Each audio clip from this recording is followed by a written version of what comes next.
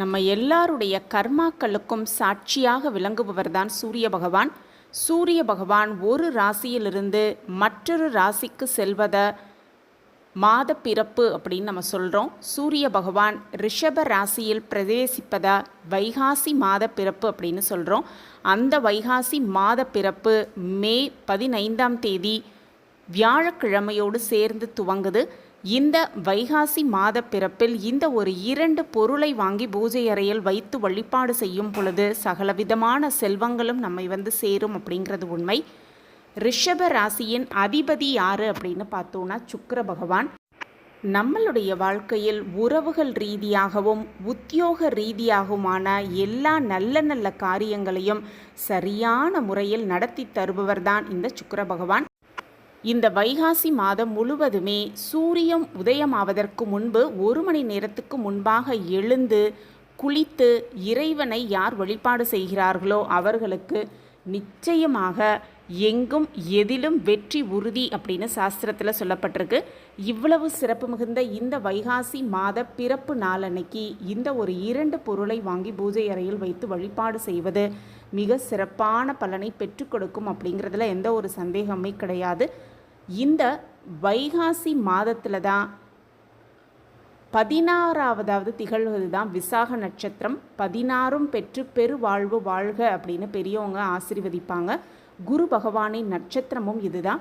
தேவர்களை காக்க சண்முக கடவுள் உதித்ததும் இந்த வைகாசி விசாகத்தில் தான் அப்படின்னாலும் வைகாசி விசாகனன் நாளில் முருகக்கடவுள் குடிக்கொண்டிருக்கும் எல்லா கோவில்களிலும் சிறப்பான பூஜைகள் நடைபெறுவது உறுதி.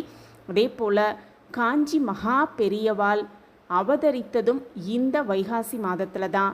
வைகாசி மாத பிரம்மோற்சவ விழாக்களில் கலந்து கொண்டு வழிபாடு செய்தோன்னா இயற்கை சீற்றங்கள் குறையும் அப்படின்னும் பசுமை செழிக்கும் அமைதி நிலவும் அப்படிங்கிறத மனதில் வைத்து இந்த வைகாசி மாத பிறப்பை சந்தோஷமான மகிழ்ச்சியோடு அந்த வரவேற்று பூஜை அறையில் வாங்கி வைக்க வேண்டிய முக்கியமான 2 பொருட்கள் என்ன அப்படின்னு பார்த்தோன்னா மகாலட்சுமிக்கு ரொம்பவே உரித்தான மகாலட்சுமியின் அம்சமாகவே விளங்கக்கூடிய அந்த கல்லுப்பு அன்று கடையில் வாங்கிட்டு பூஜை அறையில் வைத்து வழிபாடு செய்யணும். அந்த நாள் முழுவதுமே பூஜை அறையில் அதை இருக்குமாறு பார்த்துக்கலாம். மறுநாள் அதை எடுத்து நம்ம பயன்படுத்தி கொள்ளலாம். அடுத்ததாக வாங்க வேண்டிய மிக மிக முக்கியமான பொருள்னு பார்த்தோன்னா மஞ்சள்.